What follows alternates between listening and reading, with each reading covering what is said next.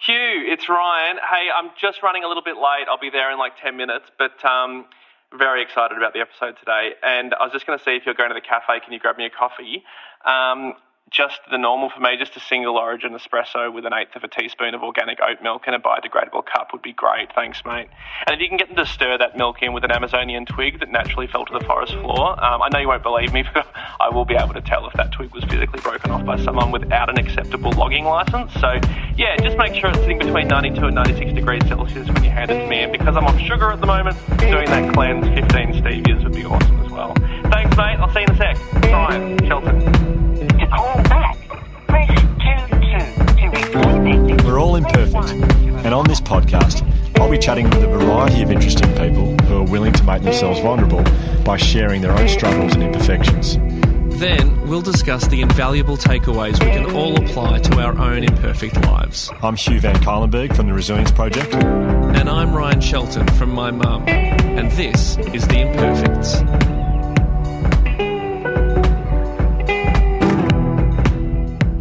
Is it weird to sort of... No, I feel like I was sitting here today and it was only... God, it feels like only 5 episodes ago that we all made the decision to give Josh a mic. And then today we've sat down and Josh has got the biggest mic of all of us. He's got this a massive stand which is nigh on 10 feet tall. And we've got these little mics. I feel like this is a massive power move from Josh. It is the biggest microphone stand I've ever seen in my entire life. Not just the biggest one in this room. You'll never see a big one. It's kind of like it used to. I remember hearing how people like Letterman and Johnny Carson, they used to sit in chairs that were a little bit higher than their guests just to assert some sort of like authority. And I feel like something similar is happening. It's a bit now. like John Laws with the golden microphone mic and the golden. Yeah. I'll have more embossed and bedazzled microphones each week when you come in. Yeah. Well, it's a great. Yeah, I couldn't find my normal mic stand, so I had to use a camera light stand. Yeah. Anyway, well, here we are. Another week. We're back together, as in physically we're together Safely together again. And I think that's a great thing. It is. It's lovely. It feels like we're on the other side. Being down in Victoria, we're like coming out of the other end of like some sort of weird time, which it has been. Yeah, a long stint of just like I feel like with all the presentations I've been doing recently, one of the things I've been saying to people is just acknowledging that, especially if you're in Victoria or Melbourne, like if you're struggling right now, you're feeling particularly anxious, stressed, maybe even depressed, that's a very normal and sane response to like a very difficult time in our lives. Mm-hmm. And I think if you were to like fast forward 25, 30 years or something and your grandkids are asking what were the COVID years like, or hopefully what was 2020 like? Yeah, God, hang on. When did this become years? What were the COVID decade like? What was that COVID decade like? But if they were to ask us and we were to explain what it was like, especially in Melbourne, you're allowed outside your house for an hour a day and you can't go beyond 5 kilometres from your house and only a couple of shops open and you don't see your loved ones.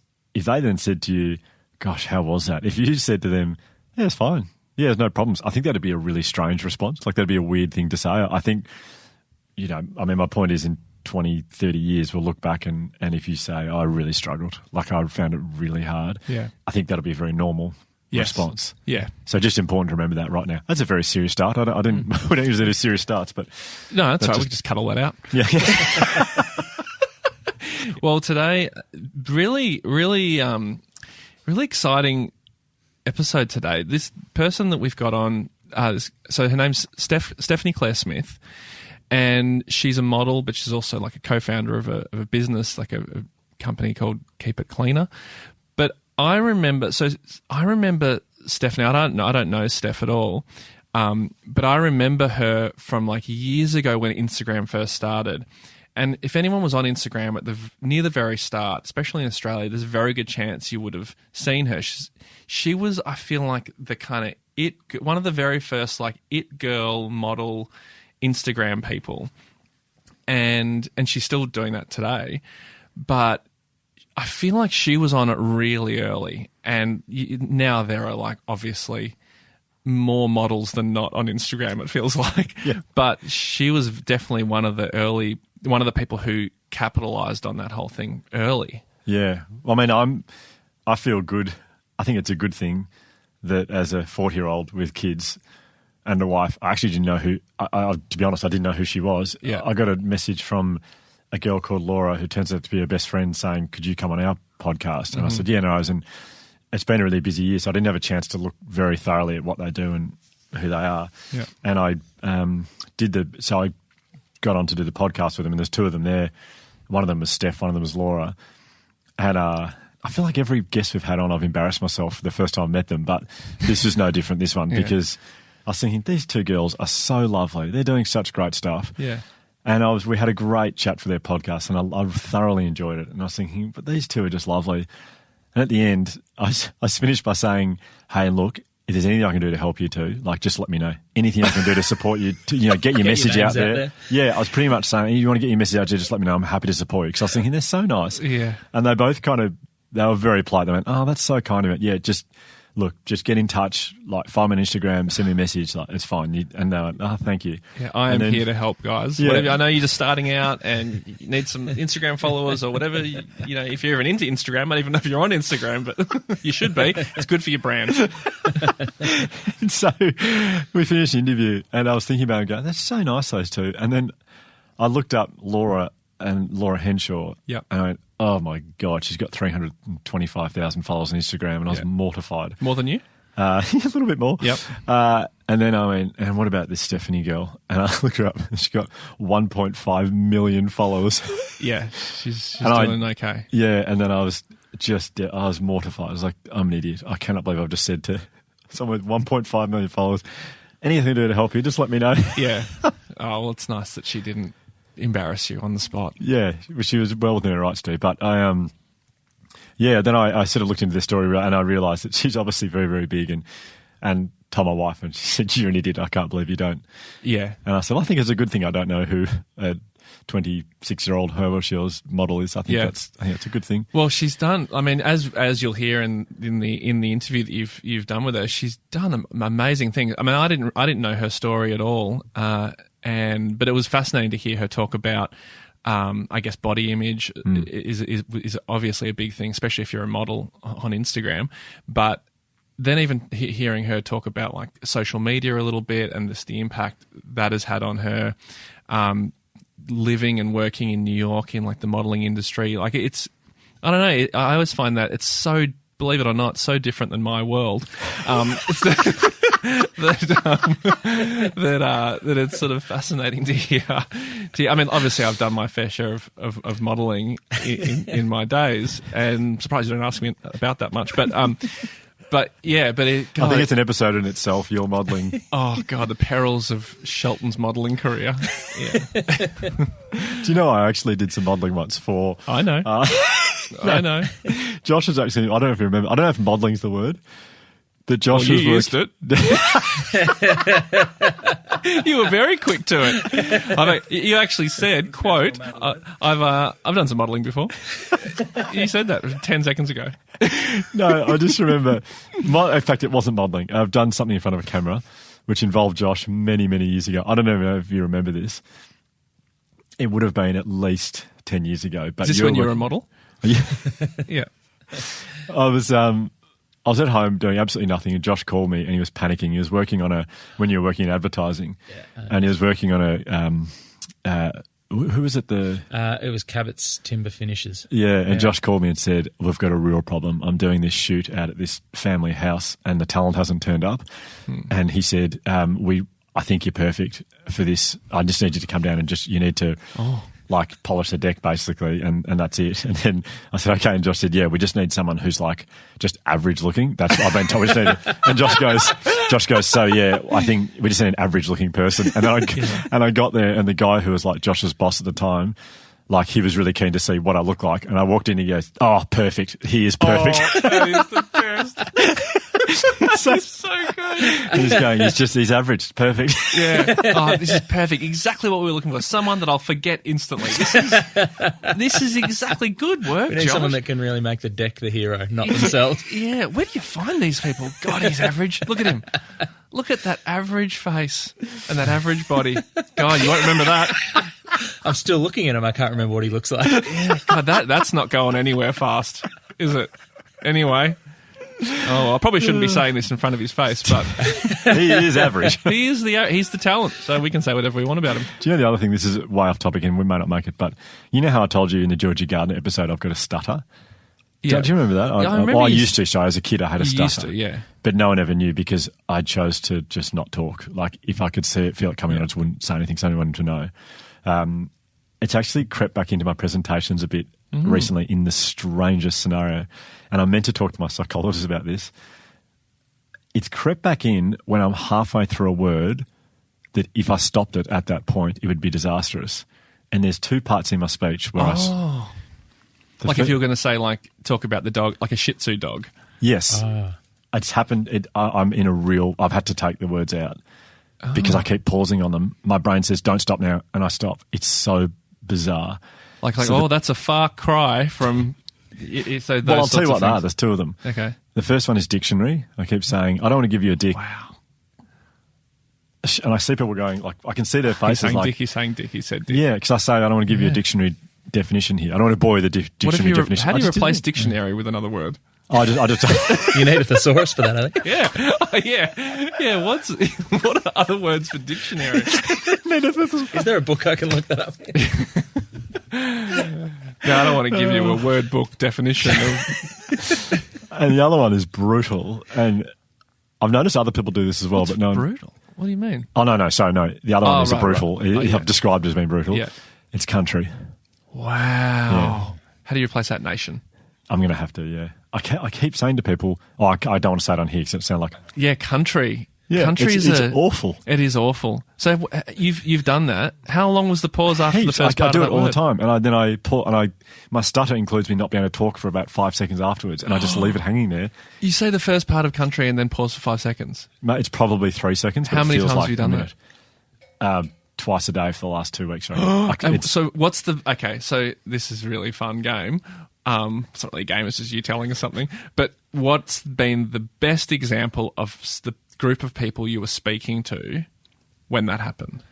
I did it for Mecca Cosmetics. I had so it's about 300 Women, mainly. Yeah, not that it's worse in front of women than men, but it was worse because it's the longest I paused for. I've been trying to say the sentence, we're the second most medicated country in the world for anxiety disorder. And I keep saying,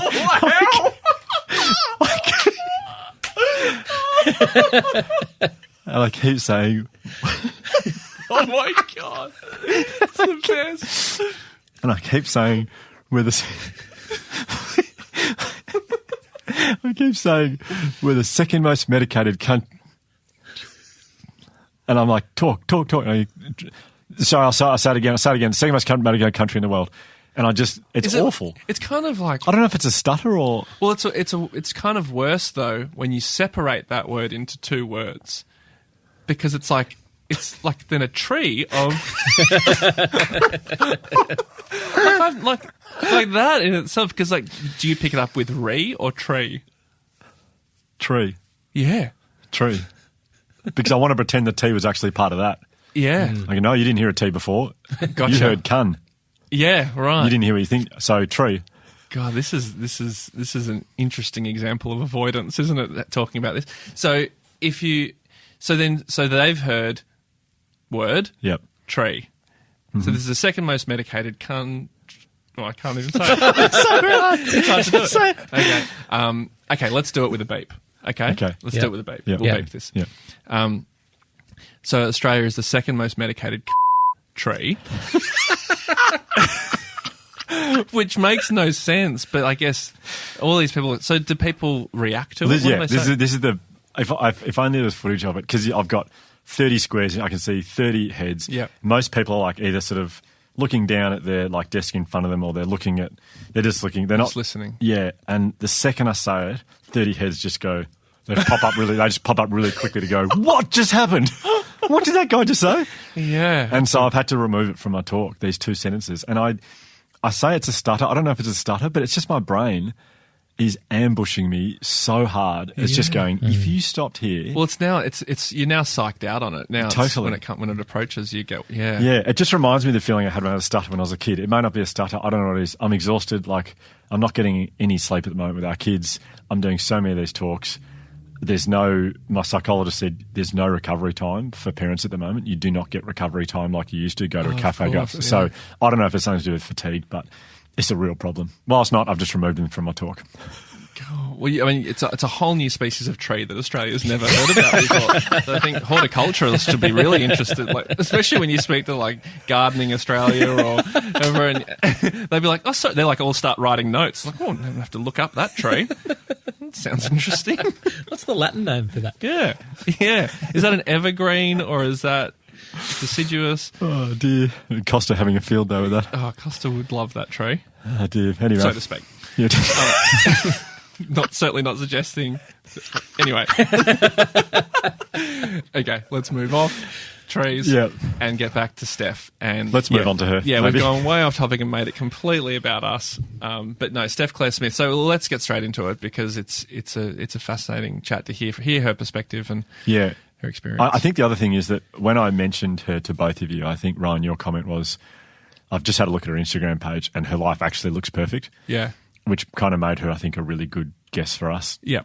Because, I mean, you never look at someone's life and think, yep, their life definitely is perfect. But just looking at her Instagram account, everything seems to be pretty perfect, just as far as the theme of this podcast. Like all of us, she is imperfect and she has had her struggles. For sure.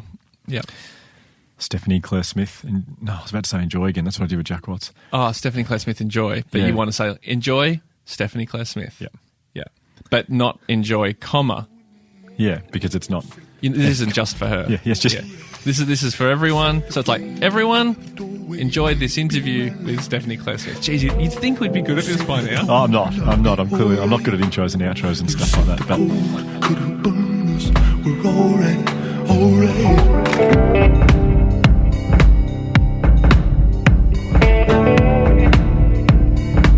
Can I be a fascination? Alright. 'Cause you hold the feeling in the room. But you want the beat, I need the tune. Holding the pieces that just falling. Whatever happened to me? Okay. Steph, thank you so much for joining us today. I know you're so busy you're getting right back into your modelling now with restrictions easing a little bit. So I know you're flat out. So it means a lot you've taken time to join us. I'm so fascinated to know where this all begun for you. Like, when did you... I know it sounds like a bit of a strange question. Was there a point where you went, I think what I look like could be like a career for me? It's a bit of a funny one, isn't it? Well, so ever since I was little, like if you look through our family albums, I was just obsessed with getting photos taken of me. Like if mum pulled out the camera at any family event, I would like pose there and wait for her to take plenty of photos of me. And that just kind of stuck with me my entire life. I've just always felt really comfortable on that side of the camera. And I actually did a little bit for like a couple of years when I was in primary school, a little bit of kind of childhood modelling. So I was in like Barbie magazine and the Target catalogue and Kmart catalogue. And back then it was just a bunch of fun. And it was kind of like it just went into a savings account basically that I then later got a hold of when I was older. And my brother did it as well, but he was chosen more so he actually did a little bit of like extra acting gigs and everything as well. But we both just loved it. It was just kind of the first taste of earning money for ourselves at a young age. And for me, it was just exciting getting pulled out of school for, a couple of hours and then coming back with a cute plait in my hair as a young girl. And then I stopped during high school, just focused on school and finishing that up. I worked part-time at Baker's Delight but I always had modelling in the back of my head. So I used to do this after-school program towards the end of VCE called Model Academy. I just wanted to learn more about the industry. I did studio art, so I was always the first one to put my hand up if someone needed like a model to stand in. I think it was just something that I just naturally always really enjoyed. And then, I got straight into my modelling career as soon as school finished. I had other interests that I thought I might want to study down the track, but I was definitely interested in taking a gap year and giving modelling a go just to see if I liked it, because it was certainly my biggest passion growing up. And how does it go from that, going, I think I'd like to do some modelling, to then having 1.5 million people following you on Instagram? Like, does that happen quickly, or is it a strange feeling when you see this momentum behind your social media following? Yeah. I started modelling about 8 years ago, and that was kind of when Instagram first started booming and people started getting a following.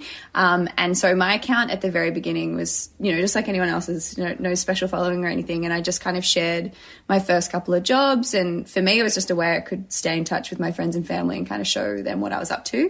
Because it was really exciting. No one else I knew was kind of in the industry. And then I started to show a little bit of like fitness and other stuff like that, because that was really big as well on social media at the time. And accounts just started reposting my images, and then my following just started to grow. And I think I hit 100,000 maybe at the end of that year, or maybe a year and a half later. And that's when I started getting, brands kind of contacting me directly, sending me free stuff. And that was all really new and fresh at the time. Like, even my agency had never dealt with anything like that, because Instagram was so new, and I suppose for a while no one realised it was such a great marketing tool. So they didn't kind of utilise models or influencers in that way back then. So that was all new, and I just kind of got to be a part of the ride from the beginning. And then it's just kind of been a slow, gradual growth to the number that it is today. And I think the way I look at it, I suppose I'm used to it in that way. It's been 8 years of growth. It didn't happen overnight. So it's not like, one day I woke up and had all these followers and it freaked me out. I've gotten used to it over time. I think the coolest moment was when I was 20. I was living overseas, and one day, just in one 24-hour block, I went for a walk through Central Park and kind of walked around the city, and 3 different people stopped me and recognised me and asked for a photo. And like, one of them was from France, one of them was from Mexico, and then another one was Australian. I was kind of like, what the heck? And I think that's when it hit me, like, okay, you don't just have people from Melbourne following you. It's like, there's people all over the world, and that was a bit of a shock, but yeah, it's pretty cool.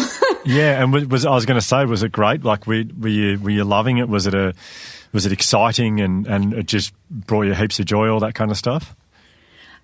It was exciting and new, but also a little bit nerve-wracking. I mean, obviously, when you have that many people following you, there's going to be a lot of people who you wish weren't following you, as in whether they're trolls or just creeps. Like, that's just what happens when you open yourself up to the public. So there's good things and bad things, pros and cons, when it comes to having kind of that wide of a following. So when you say you're overseas, were you modelling overseas? Is that why you were there? Yeah. I moved to LA first. I only lasted a couple of months there because I didn't really enjoy LA that much, and then went to New York and was there for another 6 or so months. So I think I was overseas for about 10 months when I was 20, and before that I was living at home with my family, so hadn't experienced living on my own yet, and it was quite a big change living into a studio apartment in New York City by myself, not having many friends there. But yeah, it was just to chase some dreams of mine. Did you have feelings of like, like, I'm living out a dream right now. This is just unbelievable. I'm modelling in New York. This is like everything I ever wanted. Did you have feelings like that? Yeah, 100%. I think I was really, really fortunate in my first year of modelling just here in Melbourne. I picked up a few regular clients and was working so regular that I had another part-time job, and I had to drop that because modelling is really spontaneous. Sometimes you get an email at 6 p.m. telling you where you are the next day. So that was really exciting for me, just my first year of modelling going well. And then the next year I started picking up campaigns, and, I even got my first ambassador role. All that sort of stuff started picking up, and I got really excited and really proud of myself. And I kind of just thought, wow, okay, this wasn't just a gap year where I could dabble in the industry. Like, this is actually beginning a career for me. And I started to get really excited, which is why I then decided to go to the States, because for Aussie models, the industry here is great. I love working here, but you kind of there's like a point that you can kind of get to, and then you've kind of got to go overseas and dabble overseas and work with a few brands over there, and then you can come back and your career generally in the past kind of booms. And that was what I had in my head. I was like, okay, I'll just go over there for a bit. I'll become like an international model. It's generally the thoughts that go through our heads, I think, when you, as a model moving overseas. It wasn't, I didn't leave because I didn't enjoy working here. I loved my clients and everything here. There's a few clients overseas that were always a dream of mine to work with back then, and I knew that I had to be there to meet people and to put myself in the position where it could possibly happen. But I think when I was actually there, it was a very different experience to what I was kind of hoping for. So yeah, I didn't really get that like, oh my God, I'm living the dream moment while I was over there, because it was actually possibly one of the hardest years like that I've ever had in my life. In which way? What were you struggling with while you were over there? So the main thing I struggled with was body image. I mean, in the modelling industry in general, you have this underlying pressure on the way you look. I mean, it's kind of everything. But it does take a while and a bit of maturity to realise that, just because you get turned down for a job doesn't mean the client thinks you're ugly or that, there's something wrong with you. It's just you weren't right for the job. And I think because I had worked so well in Australia and I'd been so lucky, when I went over to a new industry, like a totally different market, it's not that I was expecting to just kind of, do well there as well. I knew I was going back to the bottom of the barrel. I knew I was going to be there as a new face and have to work my way up. But I wasn't expecting... when I got to New York, I went and saw my agency, and one of the first things I said, they got me in to measure me, and they measured me, and I think I was about like half an inch or an inch bigger than I was the year before, so between 19 and 20. But also in those years, like between 18 and 21, like my body changed so much. I was kind of that really lanky, didn't have any curves in high school, and then all of a sudden like grew into, my more womanly shape. So it was really hard because I wasn't really doing anything different. It's not like I felt like I was gaining weight because I was being unhealthy. It was just my body developing. But when I was there, they were kind of measuring me, and particularly my hips. That was an area that I always had quotation marks an issue with in the industry. And they just weren't happy. And they basically said, look, with where you're at right now, we can't really send you out. They pretty much said that they don't really want me representing that agency, like to say that I was with them, which was, I don't know, I think because I was so excited about being there and I just wanted to work really hard and I really wanted it to work, I was kind of like, yeah, I get it. Like it's new market. I need to do something different. That's fine. And so for a while I, did everything that I could to lose some inches off my hips. And what do you mean by that? Like, are we talking not eating properly, like unhealthy habits or? Yeah, I mean, fortunately for me, I love food way too much to ever starve myself. I just have always been a really big eater. I used to get my friends and stuff when I was younger, because I had such a fast metabolism, would just joke about like how much I ate and like one day this is all going to creep up on you.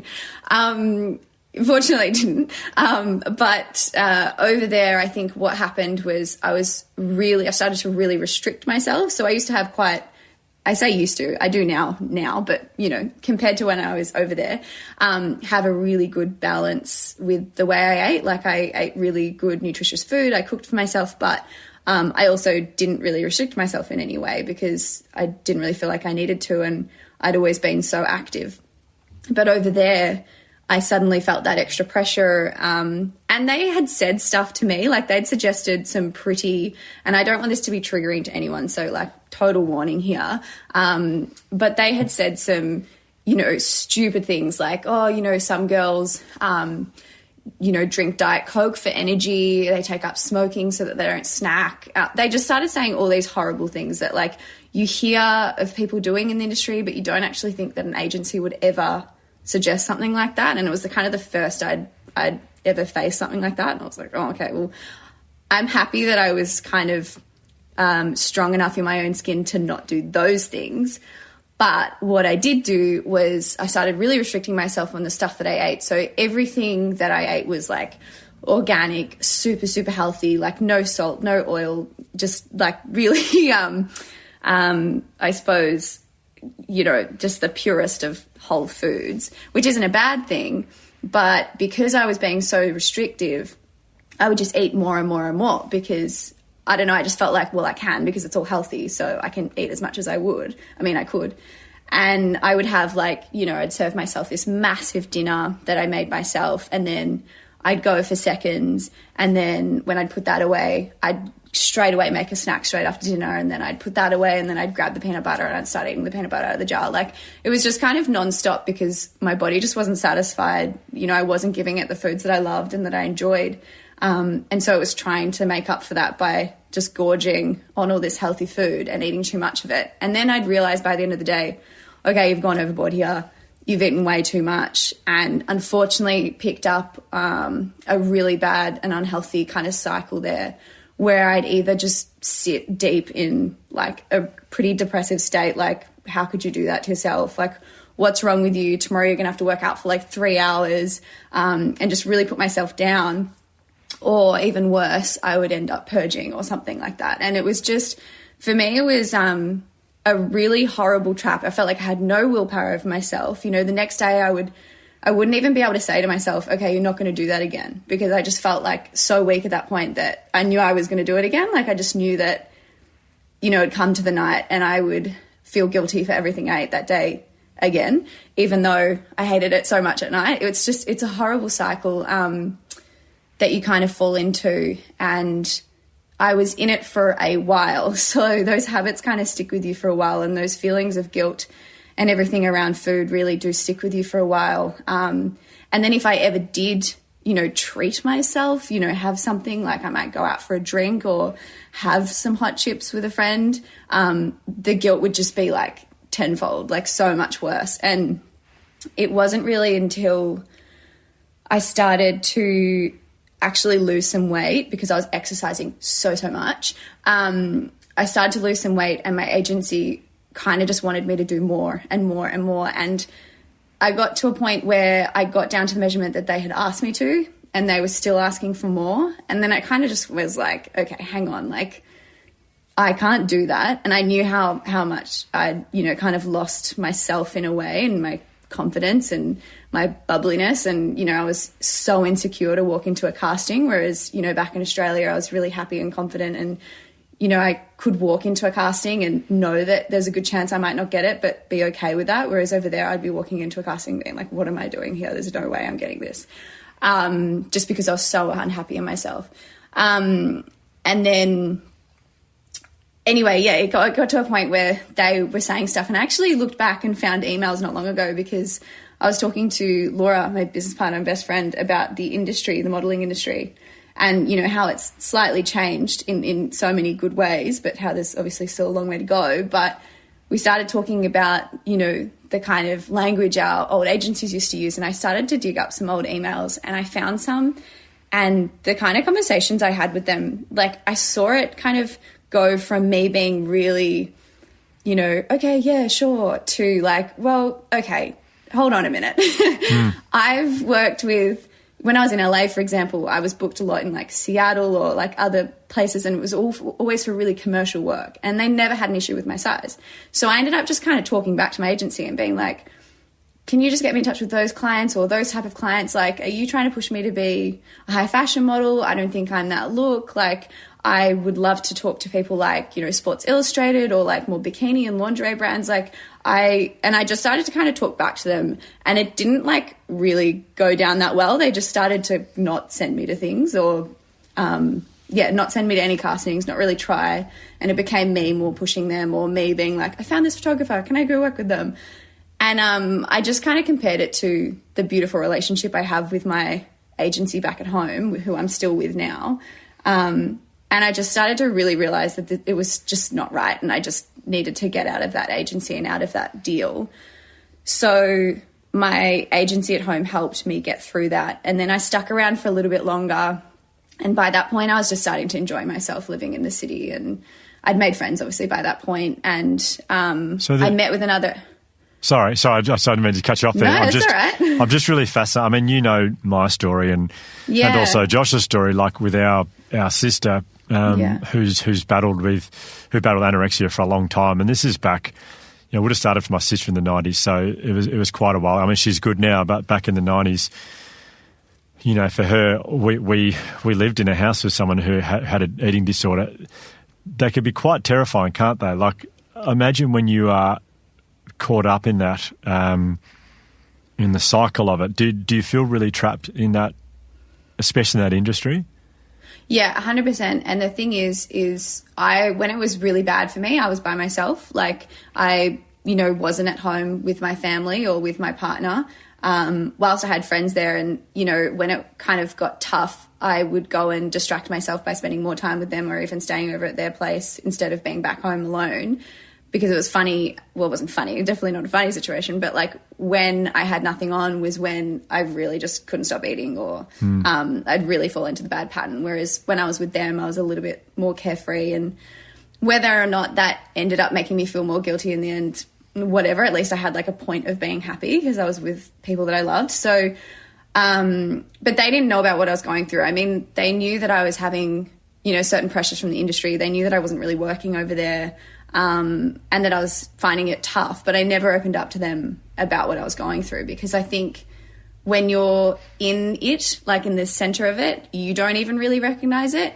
And then even towards the end, where I did start to pick up on it and started to realize, okay, this is not something I want to be doing. This isn't me, and started to see, I suppose, how bad it was and what I was doing to myself. I still didn't feel comfortable to open up to those people because I felt like they wouldn't have been able to relate or wouldn't have known what to say.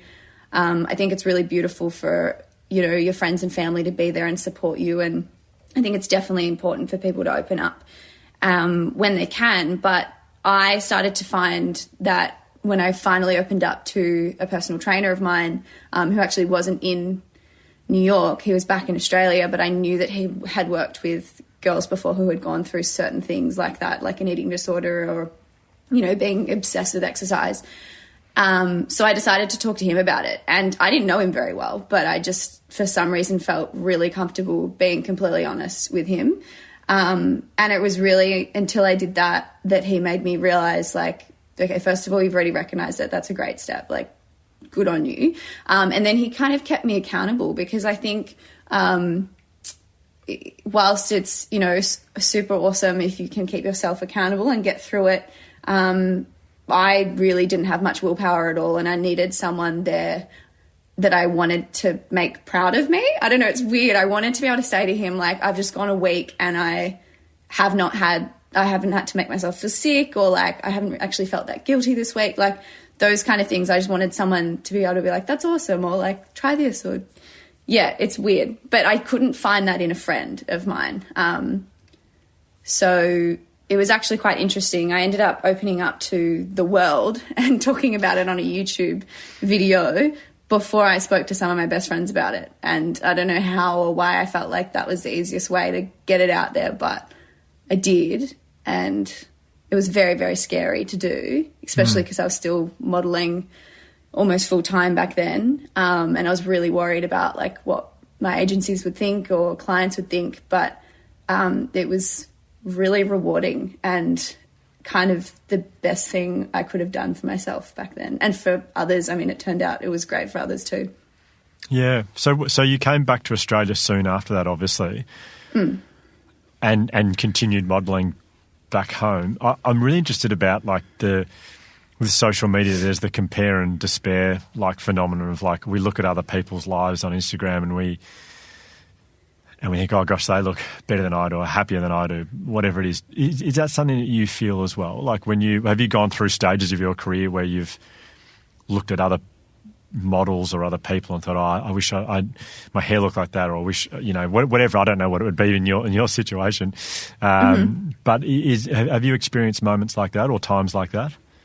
Oh, yeah, for sure. I feel like we fall into the comparison trap, into the area that we're the most insecure. So, you know, for those who don't feel like they're fulfilled in their job, they're probably looking at other people's, you know, jobs or careers on Instagram or places like that and being like, oh, I wish I could do that, or I wish I could be happy doing what I do, or and then for me at that time, all that I, you know, all my value and all that I cared about was the way I looked. So that's all that I focused on in other people. If I saw someone that I thought had, you know, prettier face or like better legs or I don't know what, like, or just the littlest things, I would just obsess with that. And back then it was also, you know, Instagram, which is why it's so scary. And I really feel for, you know, younger girls in high school these days with Instagram around, because I know how how easily influenced I would have been in high school if I had saw someone that I thought that I wanted to look like, and then they were telling me what they ate and,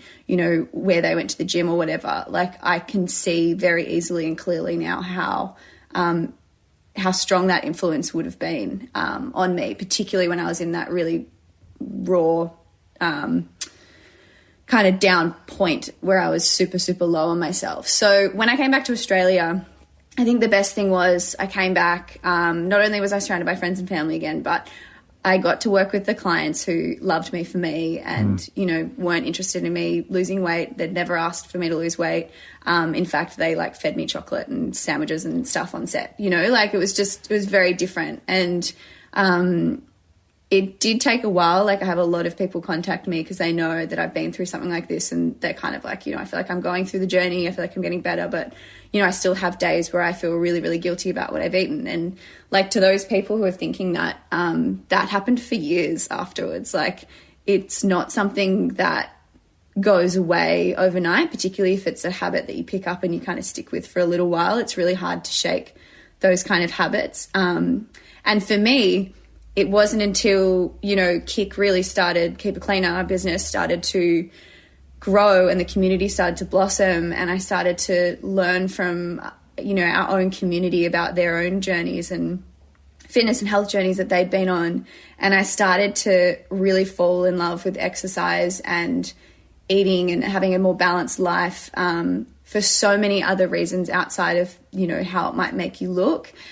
And I started to step away a little bit from the industry. Like, it's only been more recently that I have had to step back quite a lot, only because I don't have that much time on my hands to do that much modelling anymore.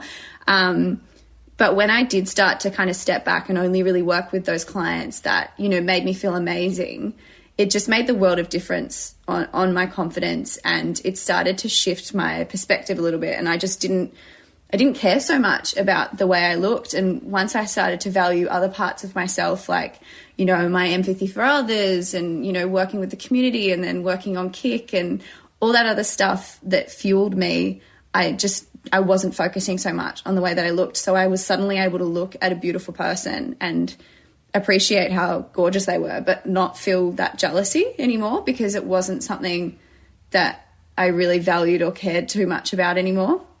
And that was definitely the trigger for me. I think when you go through something like an eating disorder or, you know, a bad relationship with food and exercise, there's like an underlining issue there that's making you do these things. For some people, it's because they feel like they have no control in anything else in life, but they have control over what they look like or like how they eat or, you know, how much they exercise. And so that's something that they get obsessive with.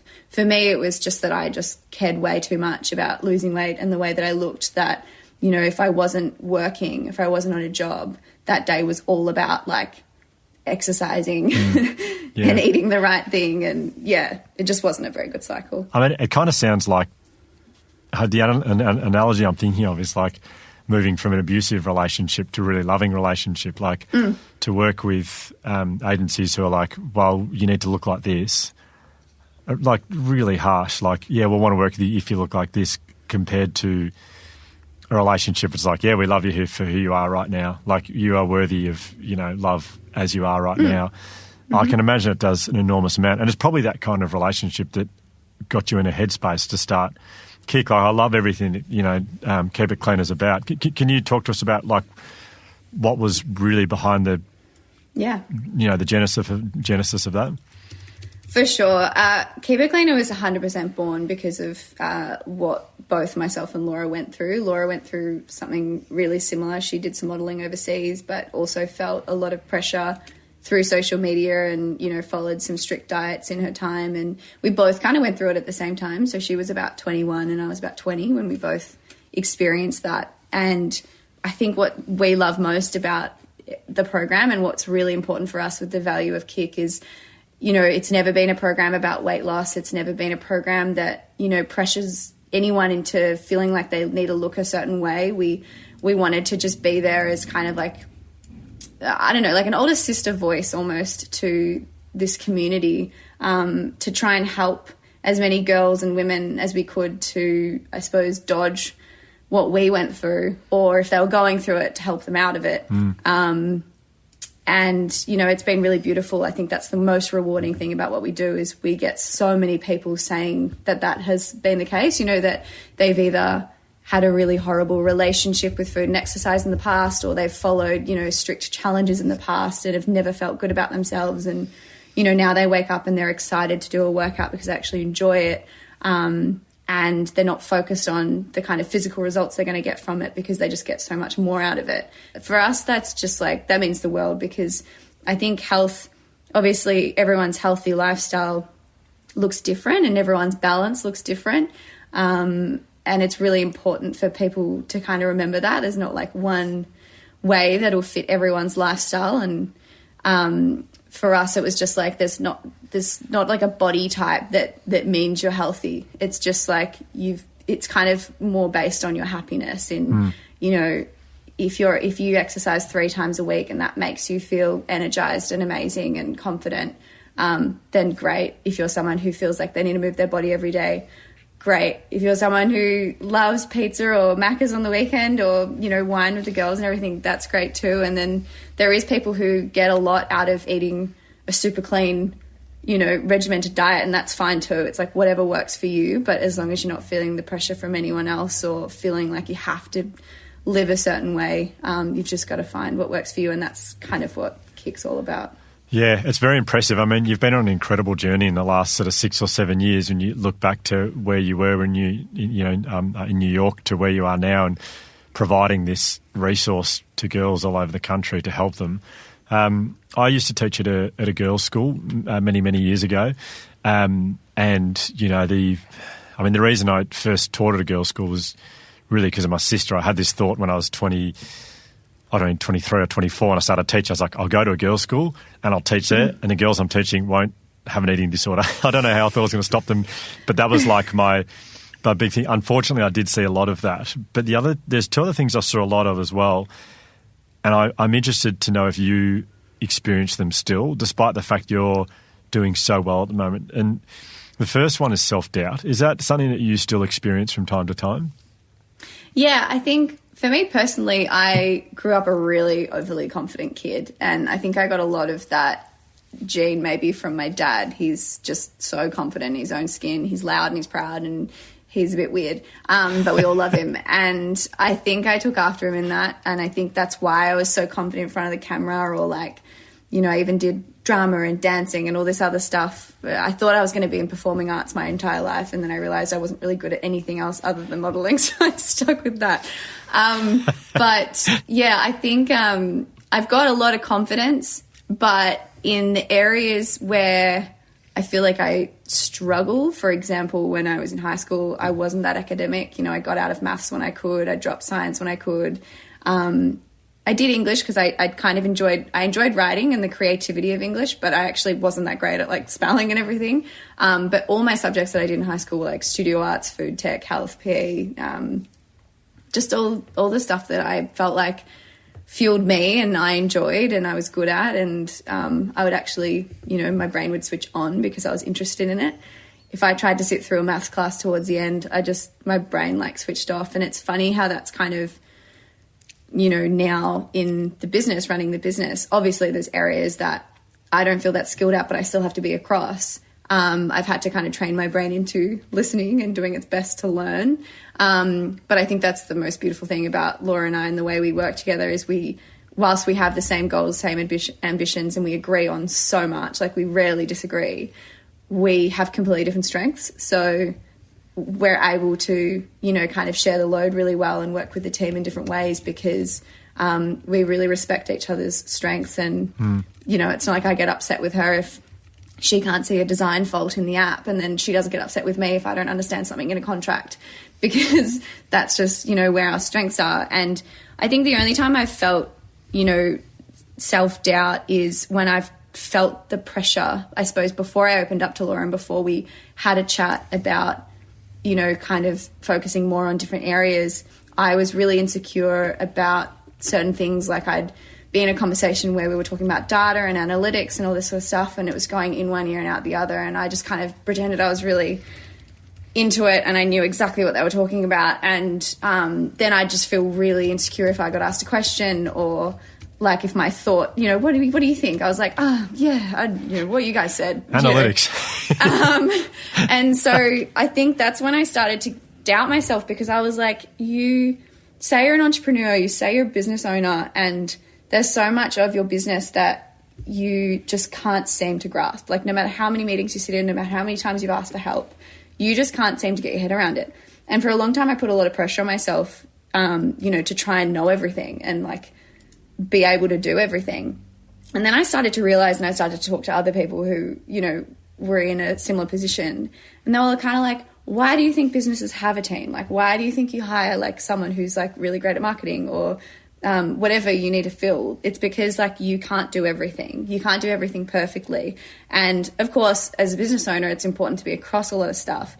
But at the end of the day, you know, you can't kind of force your mind into enjoying or, you know, understanding things that just might not necessarily come natural to you. And I think once I learnt that, and once I opened up to Laura about how I felt like, you know, I wasn't pulling my weight because I wasn't, you know, strong in those areas, and she was like, what are you talking about? Like, okay, let's talk about that, because I kind of feel that way in those sort of meetings. And we started to just be really open and honest with each other, and that's kind of how I was able to get over self-doubt and realize that it wasn't a problem. Like, it's okay to feel those feelings. Just speaking to someone, yes, I dropped out of maths as soon as I could. As soon as you're allowed to drop out of maths, I did that. As soon as you could drop out of science, I dropped out of science. Same.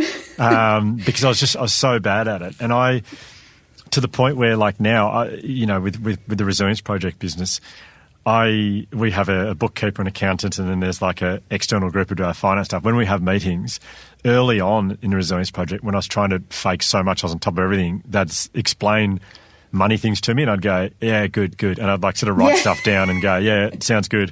And then when they'd ask questions, I'd go, yeah, no, they're good. And just, I had no idea what was going on. But now, and I had so much self-doubt about, like, how can you run a business that's reaching so many people and you don't even understand the money behind it? And now I've got to the point where I actually say to everyone, guys, I have no idea what you're talking about. Please try and explain it in language I understand. And then and there's something about, I know, being a lot more honest about your insecurities and your self-doubt that, like, people don't go, this guy's an idiot. Like, what do we? No. Well, maybe they do. They don't say it to my face, but like, but it's as soon as you're a bit more honest about what you're insecure about or what your self-doubt is, you realise it's a bit of a silly thing, and then people will try and support you. 100%, and it's definitely like insecurity, and it's exactly like when I think back to being in high school and having those subject choices as my electives and everything. Like 100%, I felt judgment on, you know, picking quotation marks the easy subjects, because for, you know, people who were studying like ancient Greek or psychology and stuff, they might have looked at that as I don't know, an unimportant subject. Literally every single one of my subjects that I did got marked down. But because of that system, I always had in the back of my mind that, I was, I don't know, not dumb, but like, lacked in those areas. And that has definitely carried through into the business now. But not anymore. Like, I feel a lot more confident in myself in what I do bring to the table. And you're so right. Once you start being honest about it and open about it, you know, I was able to learn the basic things that I could sit in a meeting and I can understand now, and I'm not just nodding along and not actually listening. I do understand it and I do get it, but I might not always have, you know, something to say, or I might not have something to add, because I'm not that confident in those areas. But I'm lucky I've got Laura that is, and she'll always have something to say or something to add in those areas. So, I think once you realise that you can't be good at everything, and just be open to learning. You become a lot easier on yourself. One of the things I'm fascinated with, and I'm wary of the time, so I don't want to hold you up too much. But there's two other things that I'm really fascinated about. One of them is like your relationship with social media, knowing that so many people following you, and a big part of your life. I mean, it's the most incredible marketing tool, Instagram. I recently watched The Social Dilemma, and I found it under the documentaries category, but I felt like it should have been under horror movies. Like it was just that terrifying. And then, I work with a lot of people who talk about, social media and Instagram can make them quite anxious. Does it have the same? I mean, that's what I like when I spend a lot of time on social media, which I've spent way too much time on social media since lockdown. Well, pretty much this whole year then has happened. But does social media make you have feelings of anxiety as well? Not so much anymore. I think I watched that as well, The Social Dilemma, and I think everyone should watch it. Ever since I watched it, I've put I think at 8 p.m. at night, majority of my apps, other than my communication apps like texting and WhatsApp, are locked. And that doesn't mean I can't get into them if I wanted to. If I forget that I had to post something for work or, jump onto my stories, then I can, allow myself in for 15 minutes. But I've already found that that's helped me so much. And it's funny because it's almost like a reminder every time I open my phone to click on one of those apps and it's locked. It's like, wow, you use this way too much. Or you're in a habit of literally just picking it up. Every notification that comes up on your phone, you just pick it up and go to it, even though you don't necessarily need to do it at that moment. And I loved what they spoke about using it as a tool again, and it just being a tool and not something that you had to, that you had no control over yourself with. And I know that a lot of people are in that habit. And I think COVID and being in lockdown here in Melbourne has not helped us. And I think, please give yourself, some credit. And I suppose if you've had more screen time over this time, don't think that that's not normal. I think we've had every excuse in the world to be able to spend more time on our phones and screens and stuff. But coming out of it and going back into normal life, I suppose, I've already gone on a couple of picnics with friends ever since restrictions eased a little bit. And I found that I just didn't touch my phone the entire time. And I loved that. And I loved the way that made me feel. So whilst I don't feel anxious anymore or anything from Instagram, and when I say anymore, the only things that used to make me feel anxious were, double guessing myself or questioning myself as to, if I'm posting the right thing or if I'm saying the wrong thing, because there is so many opinions online and you can't please everybody. I started to learn that pretty quickly even when I've posted for charities in the past, I've gotten DMs about it being the wrong charity to support. It's just, you just realize that you just can't please everyone with everything that you do. And you can't also tick everyone's boxes. You can't be the environmentalist at the same time as being, someone that advocates for body acceptance at the same time as being someone that pushes business and all these. You can't tick every box. So you've just got to work out what comes easily to you, what comes naturally to you, and be authentic to you and to your community. And if you lose followers for being yourself, then that absolutely should not matter to you.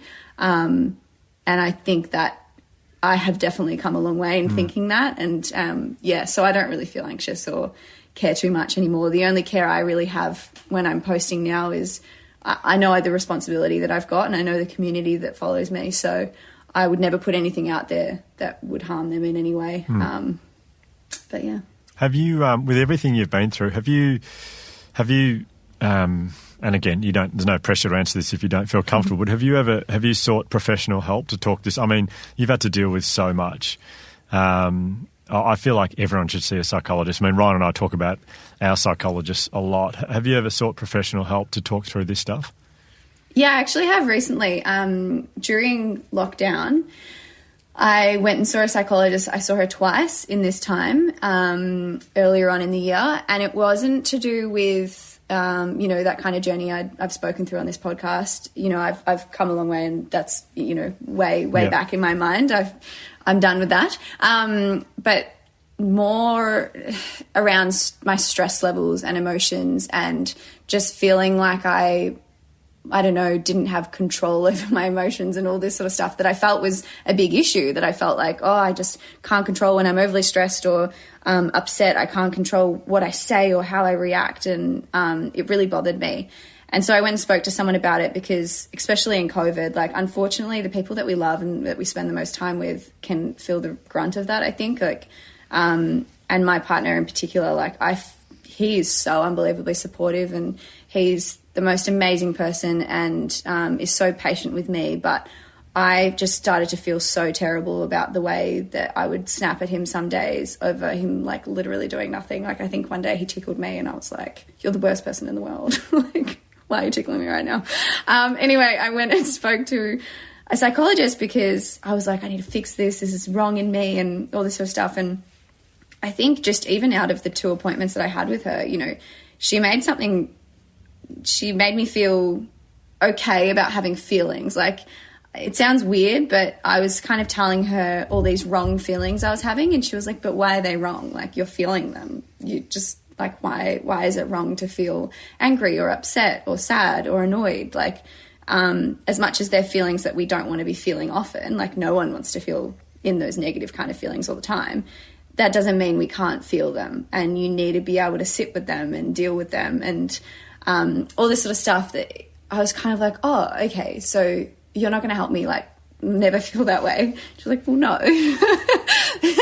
And I think, yeah, I just kind of learned a lot about myself and about the kind of pressure I'd put on myself to be this, like, almost like perfect person. Like, you know, I felt like I was being really successful with work and I had this awesome life, so I should be this really happy person all the time, and I should want to, you know, say yes to everything. And I think once I realized that, I was like, oh my God, that's so true. Like, everything that I'm coming up with to talk to you about that I think is an issue is just total normal life. And once that became more apparent to me, I started to relax a lot more when I was feeling those kind of negative emotions, and I just knew how to deal with it in different ways. Like, I think half of the snappiness that came out when I was sitting in those emotions was because I was angry at feeling that emotion. Like, it wasn't even because of what was happening. It was just like I was angry at myself for how I was feeling, so I'd put that onto someone else, which sounds so silly when I think back to it. But it's not to say, like, I had 2 appointments and now I'm an amazing person. But it just made me really aware of my feelings. And, you know, I've been practicing more meditation and yoga and mindfulness more than ever this year because we've had more time to. And it's great because I've been able to pick up on things that I've found that really, really helps me and that I hope to carry out, you know, into whatever we go back to normal life. That have helped me a lot with my stress, and stress is just the biggest factor for me when it comes to any of those kind of negative feelings. So yeah, that's been more recent, but I agree. I think, you know, if anyone's been thinking about reaching out or seeking professional help or talking to someone, it's like the best thing that you can do. Because as I said earlier, as much as you can reach out to friends and family and get their love and support, which you will get, they won't always know the right thing to say, and they won't necessarily know how to help you. Yeah, that's a great message. You don't need to be in the depths of a mental illness to seek help. It's like, you know, so both Ryan and I, happy people, went and saw a psychologist, and it's been really life-changing for both of us. Now, I'm not a professional interviewer, so Josh always sits off and sort of, he always has questions he wants to ask, so I know you don't have that long, you've only a few minutes. But Josh, was there anything that you sort of would love to know more about? Pad of stuff. No. Thanks so much for this, Steph. It was so good. Yeah, it's awesome. Okay. I'm struck by a couple of questions, and I know what time have you basically got to go now? Is that? No, I probably can stay for another 10 minutes. Oh, cool. I'll make them really quick. Yeah. I haven't really vocalised this before, so it might come out strangely, but I've always been struck by the comparison between modelling and sports, and that like they're both a quest for perfectionism. They both happen to people at roughly the same age. There's a huge amount about like diet and exercise and a regimen, and it seems to me that there's this like perfectionism in sports needs to be celebrated and seems to result in quite healthy outcomes. Not all the time, of course, but a lot of the time. Mm-hmm. Whereas it seems like it gets to a really dark, dangerous, negative place when it's applied in the modelling world. I don't know if you agree with that or not, and why do you think that is? Well, I think it's a very good question. I think that, first of all, I agree that not always does perfectionism in for athletes, that doesn't always end up healthy. I know of plenty of people who have been athletes or even dancers who have strived for perfection and have ended up, falling into either an eating disorder or, a bad relationship with themselves because they can't ever get to where they aim to get to. But I think the difference with working as an athlete and working on a sport, there's ways where you can get stronger and get fitter and change your training up to improve or, wear shoes that are going to make you run faster. Like there's different little things that you can actually do that will get you further along. Whereas in the modelling industry, a lot of it's luck, a lot of it's who you know, and a lot of it is, unfortunately, like just genetics and things that you just can't change about yourself. So for a lot of girls, like a lot of the most successful people in the industry, naturally might be more that size. They naturally, live a healthy lifestyle in a really healthy, balanced way. They just are naturally the look that most people want to book. And they've had a lot of luck with the jobs they've got. They've hung out with the right people, met the right people. So it's not one of those industries where the harder you work and the more you try, the more you're going to climb the ladder. A lot of the time it's just taking up the right opportunities. So I think that's where it's a little bit different. But yeah, I think back to the kind of perfectionism and everything that athletes have to strive for is just mental. I don't know how a lot of them do it because it does get to a point, I'm sure, where genetically they're never going to be the fastest runner in the world or they're never going to be able to dunk that ball because they're just not tall enough and they can't get their legs strong enough to jump that high. So I'm sure that would be ultra frustrating as well. I'm sure it's similar in that way. When I would imagine, or I know for myself, when you have an unhealthy way of thinking about something about in your own life and you get into this spiral that it sounded like you got into when you're in New York, that there can often be kind of lingering effects of that later on that sort of come back. And I was sort of wondering if you were able to have a healthy relationship with modelling now or whether those feelings still do pop up every now and then. Yeah, 100%. I know plenty of models and I'm even the same where there's like little triggering things like having to get your measurements done or getting digis and everything that no matter how far you've come or how good you feel in your own skin, as soon as something like that happens, something that, you used to dread and absolutely hate and be so scared of, can still kind of be triggering in a way and might make you feel a little bit uncomfortable. But for me, my journey with being more accepting of myself, that doesn't mean I wake up every day loving what I see in the mirror, but it does mean that I'm able to pull myself out of those negative thoughts and those negative places a whole lot quicker. As soon as I look in the mirror and I say something horrible to myself in my head, I'll just say something nicer to myself straight away, whereas back then when I was in such a deep rut, I couldn't think of anything nice to say to myself. So I think it's really important to remember that even those who, like myself, who, really try to encourage being kind to yourself and not feeling guilt around food and all that sort of stuff, that doesn't mean that I don't have those feelings ever. I'm just able to manage them and pull myself out of them a lot quicker than I used to. Yeah. Fantastic. Well, that's good to hear. I'm glad. It would be very hard if you couldn't. Yeah, and my very last one, this is such a cliche question, but for younger girls who either want to be models or are models or are finding real success at a really formative age, are there key things that you just wish you knew or things you would love them to know to avoid this negative trap? Because it feels like, I don't know how you wouldn't get... if someone was looking at my body and telling me these things and judging me to within half an inch, saying they don't want to see me anymore because I'm half an inch different to what I was when a few months ago, I don't know how I could not get into a negative spiral. Yeah, I think, I have a lot of people who message me quite young, like young high school girls saying that they want to get into modelling. And when I talk to them, I'm speaking to them in a way of like, okay, make sure you're in a really healthy headspace before you even get into the industry. Like, because even if you are in a healthy headspace, it's probably going to get shot down with, you know, as soon as you start working. But at least if you're starting there, you've got a head start. Like, if you're already super uncomfortable in your own skin, or you have all these insecurities, the industry is going to make you feel a whole lot worse. Like, that's just the way it is. And it's not going to fix the problems either. It's definitely not going to fix the problem. Something that I was told to do when I was modelling full-time and loving it full-time, I was told to have a backup. And back then I thought of it like, you know, people are telling me to do this because they think I'm not going to last long, or, yeah, like it's not going to go well. And so I was kind of really stubborn in thinking like, well, no, it's going to work out and I'm going to be amazing. I don't need a backup, and I just love it way too much, and I'm too busy anyway to even think of a backup. But I think what I wish I knew then was that a backup doesn't need to be another job or whatever. It can literally just be something else in your life that you focus your mind on.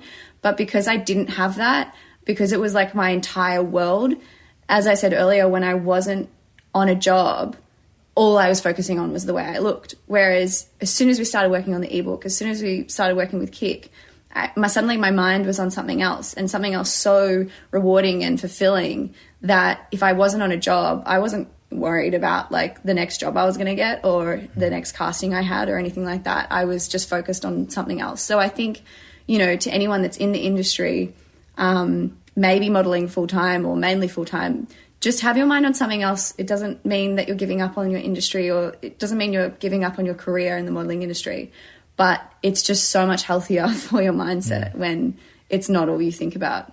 Yeah, backup seems like the wrong term, doesn't it? It's more like a purpose or a passion. Yeah, for sure. Awesome. Thanks, Steph. That's all I have to say. Thank you. Unreal. Steph, thank you so much for your time today. We know how busy you are, so it means a lot you've taken time to join us, and absolutely love chatting to you guys on your podcast. So it's so nice to be able to have you come and speak to us as well. So thank you. Thanks. I listened to your podcast with Missy Higgins. I loved it. As soon as I saw her name in the list of your podcast, I was like, okay, I'm listening to that one. Yeah. I've always been a massive fan of her, and like me and my mum both love her. It was so interesting to learn about all that side of her. Like I literally couldn't fathom that someone like that had. It's just so interesting. I think the more you realize that how normal mental illnesses or like struggles are, it's crazy, isn't it? Yeah, it is, because like I was actually thinking about her when we were talking about you being in New York by yourself. She had a similar thing being in the US, and that was her kind of her low point when she was overseas by herself. I was actually thinking about her when America's the problem, really. Yeah, it's going to America by herself. It's the issue. So, yeah, it is. She was great as well. So, well, yeah, thank you so much, Steph. It's so lovely to chat to you, and you're doing some incredible work with Kick, and I think it is helping so many people. So, congratulations, and thanks for today. No, you're welcome. Thank you so much for having me. I'll be alright. You said the cold couldn't burn us. We're alright.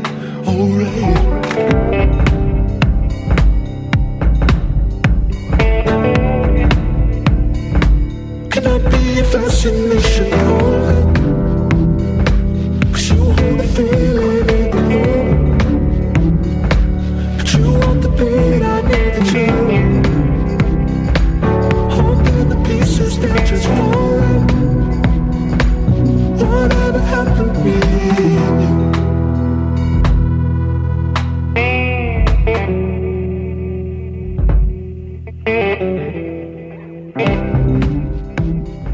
Well, thanks, Hugh. I mean, I loved listening to that, because whenever I get an insight into an industry that you see so much of, like modelling is just so in our lives all the time, like as far as like we see models online or in ads or whatever. Whenever I get an insight into what it's actually like, and to hear some of those stories, especially the story of when she went over to, I think, New York, when she was saying, went to New York and got measured. Like, I mean, that's a horrific experience. I mean, maybe it's normal for models, but I found that quite disturbing, I thought, to sort of hear that not only did she get there to this agency, then get measured, which I guess you have to as a model, like that's part of it, but then not only to get measured, but to be told, nah, you're half an inch off. That's to me, that's insane. I feel like it would almost, as a model, I feel like it would be hard to avoid some form of disordered eating. Like when your whole career and livelihood is based around what you look like, that's it. I think it'd be, like, even hearing that, Steph said at the start she's a confident person. She's always loved being in front of the camera. But even someone who'd had such enormous success in Australia and then had gone overseas, even someone who's confident as her, you know, even she, it sounded like binge eating was what, and periods of bulimia as well. It sounds like from what she said. I don't know how you'd avoid an eating disorder. Well, the only thing I can relate it to is, the way I can relate to it in a small way, it's very different. But as a performer, you're kind of judged. It doesn't really matter what you've done in the past necessarily. You're sort of judged on the last thing you've done. Or if like an audience is watching a show you've made, or if you're a stand-up comedian, it doesn't really matter what you've done. If you're not performing in that moment, I guess it's sort of similar to a model. It's like, for a model, it's their career, and I hope I'm getting this right and not speaking out of turn here, but it's so reliant on your appearance, and if the client, if your look matches up with what the client is looking for, like it's not, I don't want to say judgmental, but like it's so based on appearance, like so based on appearance. And I mean, Steph said, and I'm glad she said that, because it's the same with like comedy, for example. Like if someone doesn't laugh at a joke that you do, that doesn't necessarily mean you're not funny. And it's like she said, if a certain client doesn't want to work with you, or if you know you're too big by their standards, that doesn't necessarily mean you're fat or too big generally. It just means that the expectations don't match up in that particular example. But like you say, I can so imagine how, in the same way with comedy or performing of any sort, you can get down on yourself and just think like, well, I'm no good. And because of that one criticism that you get from that one person, it's so easy just to personalise that and then go on a spiral from there. Yeah, totally. Yeah. Well, I was fascinated to hear it from her. I mean, the other thing that it brought up, obviously, was eating disorders, and that's something that we've experienced it sort of with our sister Georgia, who I've spoken about a bit. Who I mean, she's good now. She's an incredible story of hope and resilience, Georgia, but it was pretty brutal for her. Started at age 14, and we're chatting off air about, do we talk about eating disorders now? And I, oddly enough, I mean, I don't know a huge amount about them, which sounds silly with what I do and the reason I do the work I do, but I just found it too confronting. I've read all about anxiety and depression and all, but eating disorders I've just found it too confronting to sort of read about. So we were kind of chatting about potentially even getting Georgia on the podcast maybe next season, just so we can actually talk about eating disorders. I mean, the amount of people who email me and direct message me, from the point of view of a family member saying my sister or my daughter or even my son, it's quite common for males as well, is going through an eating disorder. What's your advice? And I'm not very good at giving advice because I avoided this whole thing for a long time in my life. So, well, it's so personal to you and Josh, like to you. I mean, it's something that I could never pretend to understand. I've never, luckily, had to go through something like what you guys have gone through.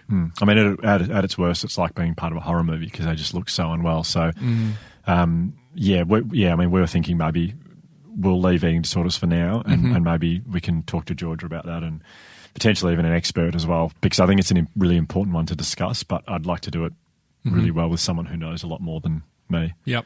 And get Georgia's point of view as well. Yeah. So we're just not going to talk about anything this episode? Yep. Thanks, guys. Cool. Thanks for joining us. See you later. That's it.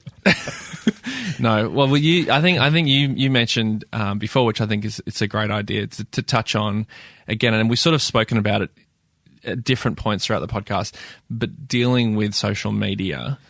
You sort of mentioned that you maybe want to talk about social media and dealing with social media, which I think would be great. Yeah, I mean, it's hard to permission to talk about social media. Thank you.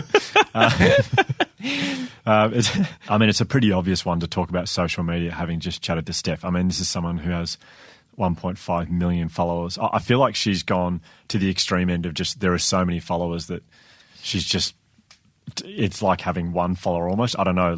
Well, it seems like there are certain people, and Steph's clearly one of them. Well, obviously one of them by choice, where I think it must get to a point where it shifts for people who it's their business. Like for people who like their Instagram account is their business and they make money out of it and do influencing and whatever it might be. I think there's a bit of a difference there from what I can tell. I could be very wrong, but for individuals who just have like their own life on their Instagram versus people who curate it from like a business or a brand point of view. And I feel like she clearly, as she said, started as just like it's just herself on there, and then at some point, whether it was organic or gradual, but now it's clearly like she's maybe got a little bit more distance from it because it doesn't feel as personal to her. It's sort of like it's her persona. Like we're seeing her persona. It's her persona, yeah. But she's consciously, for her, I think that what I'm saying is, for a lot of people, it is their persona, but they don't realise that. But for her, she knows it's her persona and she's running with that. So there's a bit of a distance between her feelings and because she seems to be okay with her existence online. Like she doesn't. I know some people might struggle with it, and when we say persona, what we mean by that is it's like if a character. Yeah, pretty much. Like if she was walking down the street and someone, had a comment about her or said something to her, whether it was positive or negative, it's not actually about her. They don't know her. They know her persona. And so I think she seems to be quite comfortable with that it's a persona. Yeah. It's not the real her. They don't know. No one really knows maybe her husband and her family and her friends, and they know the real Steph, but we don't. Like, we definitely don't. And I think some people fall into the trap. Certainly people who are, a lot of the footballers that I work with can have a struggle with that. I mean, they can walk down the street and they can be abused by someone and it can really hurt, which is fair enough. But when they realise it's a persona, it's not, they don't know you. It's not a comment on you, it's a comment on your persona. But then but a lot of people get, like, they don't realise it's their persona though, isn't it? No, that's right. That's the work, is to explain that, like, I know Ben Crowe, we quote him a lot, but he said it's like Mickey Mouse walking down the street. Like, it's a comment on the character, not the actual person underneath. You don't know that person. Yeah, okay. Right. So, but how do you know? Like, I guess a lot of people listening might think, well, they don't have a character; they're just themselves on Instagram. So this is not relatable, this part, really, at all. But no, but I think it is though. But I don't. I think maybe what I'm getting, what you're saying, is what I'm hearing is that whether you know it or not, what you put out to the world, especially via Instagram, is always going to be some sort of persona. Yes. Is that what you're saying? Yeah, well, I'm more talking about someone like Steph or someone who's quite famous. Yeah, okay, right. Because I feel like a lot of people, myself included in the past, and this is not a revelatory thing to say, but whether you realise it or not, you're more often than not trying to present the best version of yourself on Instagram. And that best version of yourself, because it's not the whole story, it's the character, it's the persona. And that persona might be Perfect Ryan. Yep. And Perfect Ryan is what a lot of people think, that they think that's who I am. And then if I then believe that that's who I am, whenever I'm not perfect, I get down on myself. Yeah, and that, I think, is one of the big problems with social media, is that, like, everyone curates the best version of their life. They put it online, and we can't help but feel the compare and despair. We feel like we're just not enough. We feel like we're not good looking enough. We're not popular enough. We're not funny enough, or whatever it is. We just have so much self-doubt because everyone else has just have such a good life. You're not in Instagram, are you, Josh? Or you? I've got like I don't know what the term would be, but I've got an account that hasn't been, I haven't posted anything for about 4 years or something. So you're just watching? Yeah, I think creep is the technical term. Oh, you're one of the creeps. Okay. I love that. So why? Because I often think that if I didn't have things to promote, if I didn't have like work of mine to promote, like this podcast or any other work that I'm doing, I'd like to think that I'd just get rid of my Instagram account. I feel the same. Yeah, I really should just delete it. I don't but have you do. This is the thing. I haven't looked at it. It's interesting. I don't reckon I looked at it for a couple of years ago. I went through a period of deleting social media because I realised that all it did was make me feel terrible about myself every time I went on it. What sort of specific things? I would kid myself that I was looking at it for inspiration from a creative point of view, especially Instagram. I'd go, all right, you can look and see what other people are doing and get ideas and see. But then I realised pretty quickly it was basically me feeling like useless at my job because I'd compare myself to all these people and say, look how amazing they are, look at how good they're doing. And it took me about 6 years to realise that all it was doing was making me feel worse about myself being on there, and that it was just something I didn't need in my life. So I'd got rid of Facebook, I deleted the Instagram app, and I haven't really used it. I don't think I've posted in about 3 or 4 years, something like that. But then I realised that, and I think this is an interesting thing linking to the current state of the world, that I haven't downloaded the app again, but I have logged in a few times during this pandemic and just started scrolling through. And I don't know why, but I found myself just logging in, looking at a few things and going, like on the computer even, like just not an app or anything like that, but on my computer when I'm bored at work or something. Yeah. And then I was like, and I can feel those pang, is that the right word? Pangs of like self-doubt. And they're more obvious because I've been away from that for so long. I can really feel the moment I look at something and start measuring my life up compared to those people on there. It's taking a toll pretty quickly, and it's like I was free of this. I don't want to be back in this, and it sucks you in so quickly. And that's the problem. And Hugh, I know you talk about this, but we think we can outsmart Instagram and Facebook, but they put so much money and research into outsmarting us that they know. They use our emotions and insecurities and guilt and everything. They use it against us because they know it's like advertising companies. And I know you talk a bit about that. I have been for many years talking about the problem with social media and how evil it can be, and then strategies to get off it. And so I did all those strategies, and I was really proud of my social media usage. I think my Facebook account is still there, but I haven't checked it in, 3 or 4 years or something. God, it's interesting, isn't it? Even just, sorry to cut you off, but even just that language that Josh, you said as well, that you haven't posted for 3 or 4 years, it's starting to become the thing, like when alcoholics talk about the last time they had a drink. It's sort of so true. Like it's sort of starting. I haven't posted in 4 years. Yeah, I haven't posted in 4 years. Is becoming like something to be proud of, and it is, I think, something to be proud of if it's a problem for you. Yeah. But maybe we're getting to that point where social media is becoming so unhealthy, or like the awareness of the unhealthiness around it is becoming so prevalent that it will get to that point where you can wear it as a badge of honor, which is like, I haven't posted in however many long. Well, it's an addiction. It's an addiction. So absolutely. I found once I deleted Facebook, I reckon for at least a year, I would type in facebook.com into the web browser 4 times a day and then go, oh, hang on, you don't have one. And I'd find myself so you literally deleted your account and everything. I don't have an account at all on Facebook.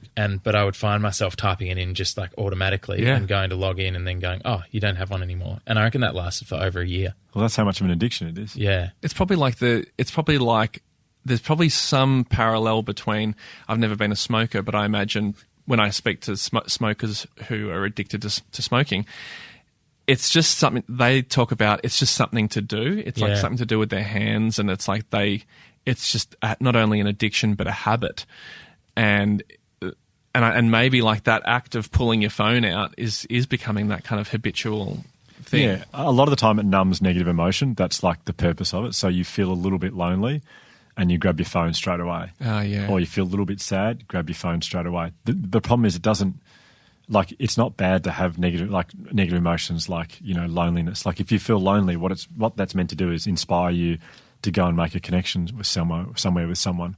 And then you do that, and then you have these positive emotions come in, so you've dealt with the problem. But if you're grabbing your phone to deal with loneliness, it's not fixing any problems for you. You're not actually making proper connections. So I wonder at what point did we think that it does? I guess because it feels like a connection of sorts. Maybe. Yeah, if you're listening to us thinking, this is kind of interesting, stop listening to this right now and go and watch The Social Dilemma, because it's... I still haven't watched it. Oh, my gosh. I feel like I've gone to watch it a couple of times with Jam, and every time we've gone to watch it, I'm like, I don't know if I want to be made to feel like that right now. Well, what it did for me, there's a scene that hit me really hard. They have a visual representation of an 18, 19-year-old boy and he's he's represented as an avatar, and he's like sort of levitating in the air, sort of slightly hanging forward, and there's like 12 different screens in front of him, and there are these people controlling him, and he's just like his head's rotating around from screen to screen, and they're discussing what to rotate him onto, basically. And I saw that, and I just saw myself, and it hit me so hard that throughout this pandemic, You can't levitate though, can you? I mean, maybe you can. I've never seen you levitate. but throughout this pandemic, that's what my family have seen. When they look at me, I feel like that's what they would see. Oh. And I'm the guy who's run around Australia saying, "Get off your phone," and I've been really good at. I think I've been great at not being on it. But this pandemic, I've been desperate to connect and feel connected through big periods of being at home, whenever it is. And so I've just picked up my phone, I've got back into it, I've made excuses going, what's a pandemic? I need to connect. So I'll go to text message to connect or WhatsApp to connect. But 15 minutes later, I'm deep in Instagram. Yep, it sucks you in, yeah. And I deleted Instagram, the app Instagram. I didn't delete my account, but deleted it as soon as I'd finished watching that. And I was off it for about a week and a half.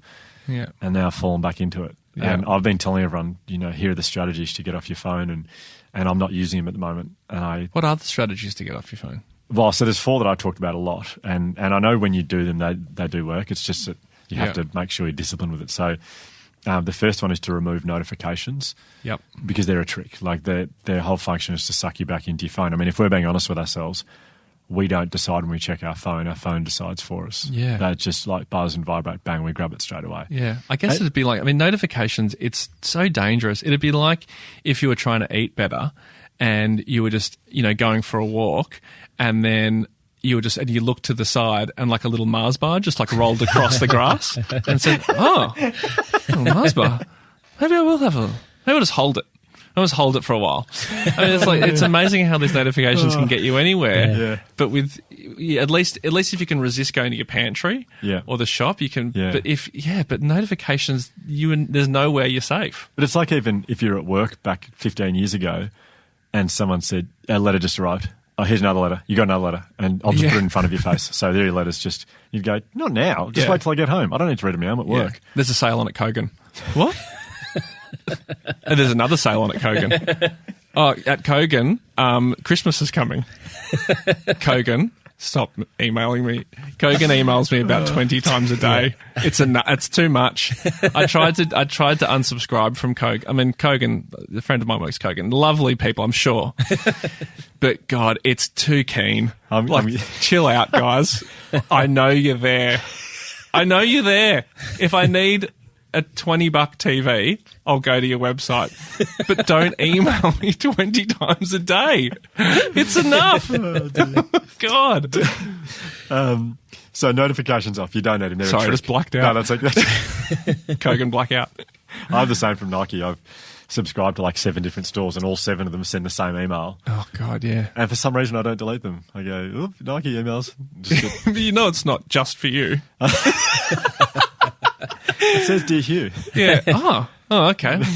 I guess the top brass at Nike over in America is like, we should message Hugh again. We haven't heard from him in a while. Do it 7 times, though, today. Yeah, just in case he's missed it.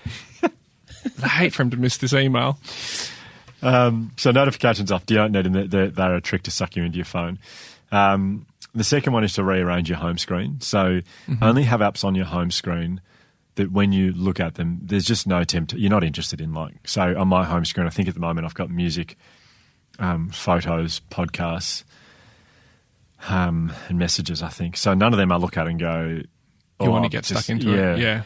And so apparently the but the other ones are there, don't you? Just scroll across. Well, there are 5 or 6 screens across. So in a folder that I've created, a folder called regret, and I put them in there. Yeah. Because the most common emotion anyone experiences after 10 minutes or more on social media is regret. But does it work? It did for a while. Yeah. It did for a long time until the pandemic. I've tried so many things. Like this, as Steph talks about, the screen time thing. That doesn't It's like, well, I'm ignoring that, obviously. Yeah. It's like, it feels good when I set the time. It's like, 7 p.m. till 7 a.m. Yeah. I can't look at my phone, and I'm setting it. Do not disturb. Look at me. Ooh la la. And then as soon as I try, how annoying. I'll just check. Ignore for the day. But you do lots of ignore for 15 minutes or 15-minute time extension? Just get rid of it. Just ignore forever. I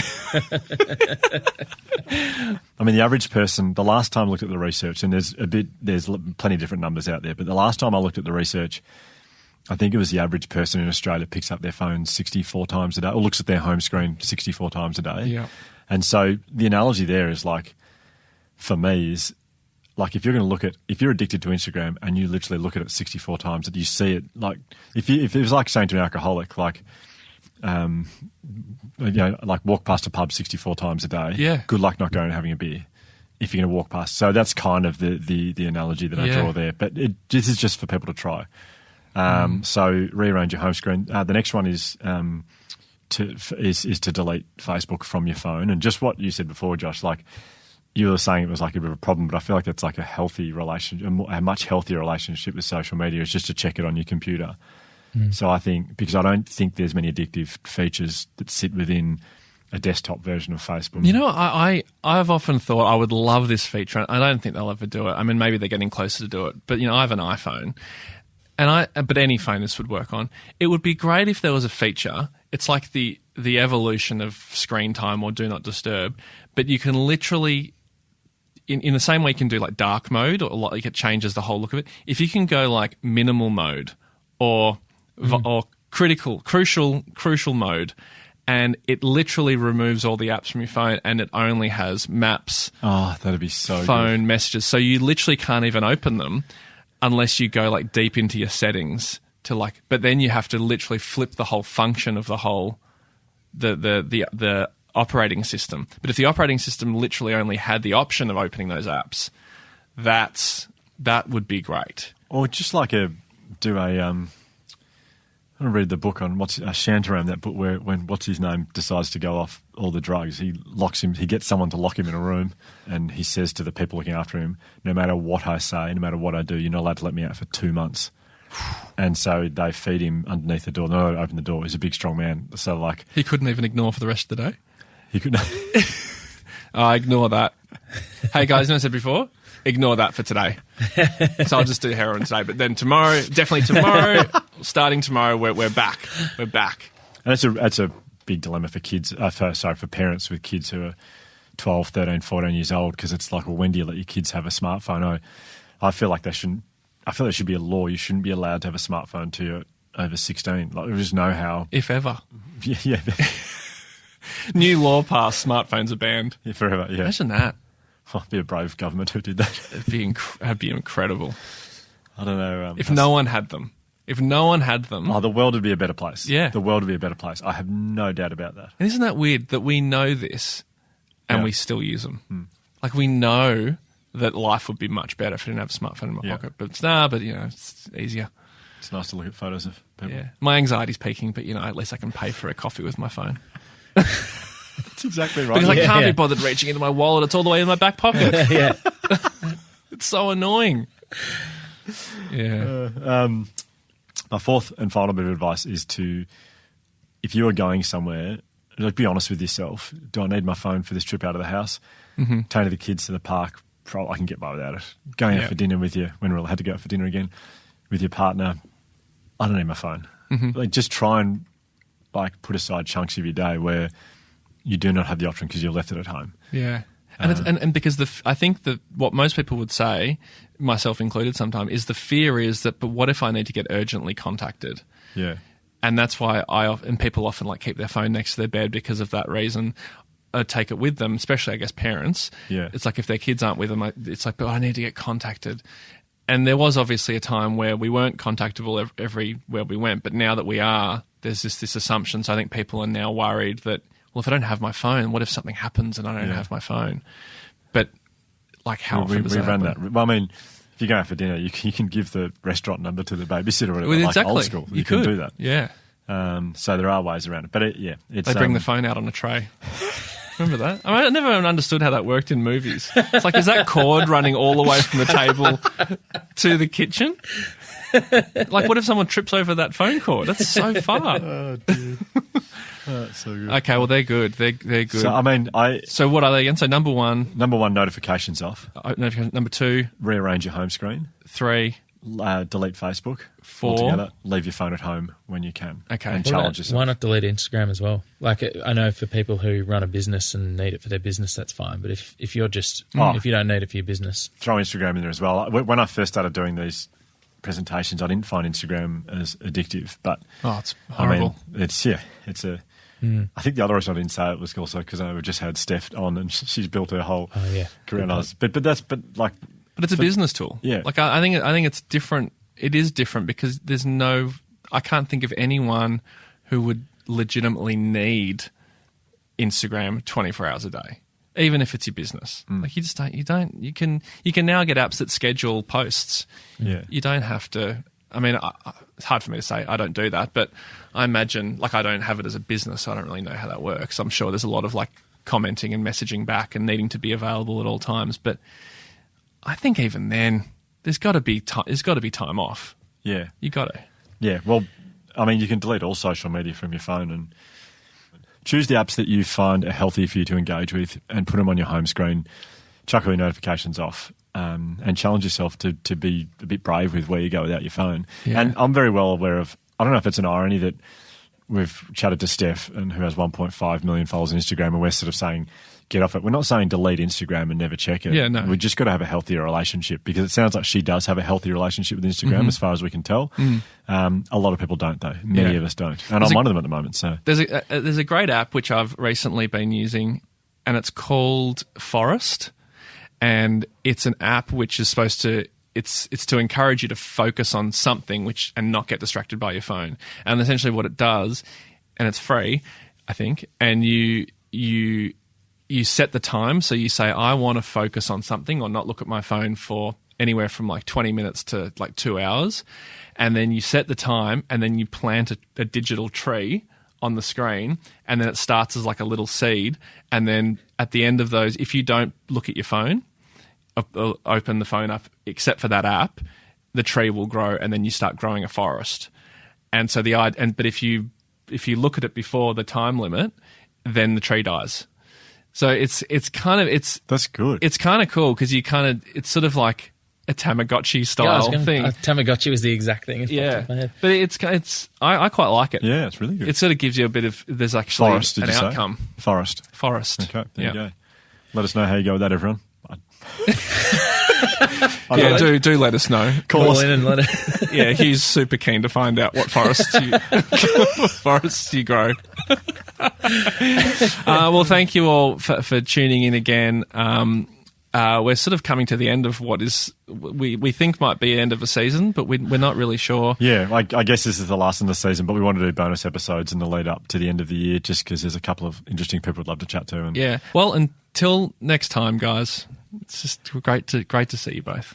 And we need to get a photo out of Josh's microphone stand, because it's just, I can't stop looking at it. Well, Josh's microphone stand, every modelling shot you've ever done. We need that Cabot's ad. Yeah. The Cabot's ad is a big great. one. We need to make sure we get those. We'll do a gallery. Well, last time I spoke about how I was like really insecure about my hair, like that was when my hair wasn't very good. So it could be a double purpose. Like here I am looking average, and here I am before I took hair pingers. Okay, yeah, good. Okay, great. Well, see you later, guys. Thanks, everyone. Lovely to see you. Yeah. Bye. See you soon.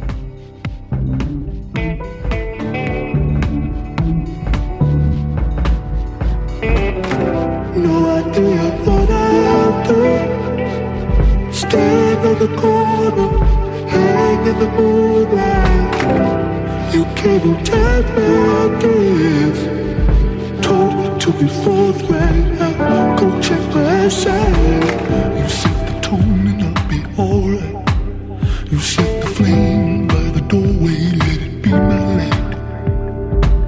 You set the tone and I'll be alright. You set the cold that couldn't burn us. Can I be a fascination moment? Hugh, it's Ryan.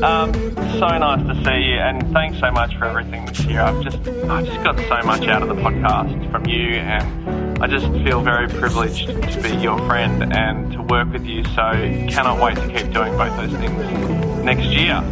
But the coffee you got me today, thanks for that. That was pretty great. The twig was good and the oat milk was delicious. But did you by any chance see how many times the barista stirred it? It tasted like 3 stirs to me, and I know they're probably really busy, but just for next time, can you make sure that they stir it 32 times? And on the 32nd stir, if they could cry one single tear into the cup, that would be great. Thanks, mate. Yeah, just a small change. Didn't want to make a big deal about it, but yeah, just wanted to ring and let you know, just for next time. No big deal today, though. Thanks, Hugh. It's Ryan Shelton from the podcast. Speak soon. To call back, press 22. To replay message, press 1. To reply, press 2. If this episode has triggered anything for you around mental health, we strongly recommend Lifeline on 131114. The Imperfects is brought to you by the Resilience Project, produced by Ryan Shelton, Josh and Hugh Van Kylenberg, mixed and mastered by Windmill Audio. A very special thank you also to No Mono for allowing us to use their track Keep On as the theme for this podcast.